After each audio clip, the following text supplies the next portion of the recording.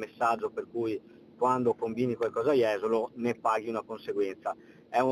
Non è la prima volta che succede, quindi questo è assolutamente il tipo di messaggio che voglio dare e che ci permette di dire che piano piano siamo riusciti nel tempo a migliorare molto la situazione di sicurezza nella nostra città e a portarla sotto controllo. Così commenta il sindaco di Jesolo la decisione del questore di Venezia di disporre 5 Daspo Willy nei confronti di altrettanti minorenni al termine di un'intensa attività di indagine nella località balneare e in seguito a 3 denunce presentate al commissariato nelle ultime settimane da alcuni giovani che avrebbero subito in 2 diverse serate aggressione, furto di denaro, oggetti preziosi e indumenti di marca nella zona centrale jesolana interessata dalla movida notturna.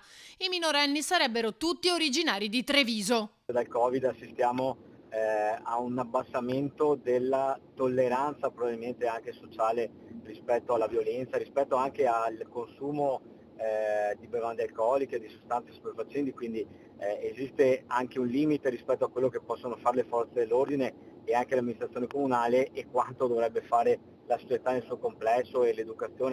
Tra i casi segnalati potrebbe esserci anche quello denunciato ai nostri microfoni lo scorso 27 aprile. Oltre alle informazioni fornite dalle persone offese, importantissime anche le immagini delle telecamere di videosorveglianza della zona. Il Daspo Willy dispone l'interdizione della frequenza dei locali pubblici e aree urbane prossime a questi ultimi soggetti ritenuti responsabili di fatti che abbiano destato particolare allarme sociale e siano stati lesivi dell'ordine e della sicurezza pubblica. I 5 sono stati deferiti all'autorità giudiziaria anche per il reato di rapina. Il messaggio del sindaco è chiaro. Jesolo è e resta un luogo di divertimento, ma un divertimento sano e dentro le regole, quindi chi viene a Jesolo per far casino, per violare la legge, non è un ospite gradito, quindi lo vogliamo dire in maniera chiara.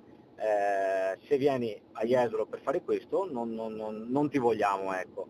È un messaggio molto chiaro.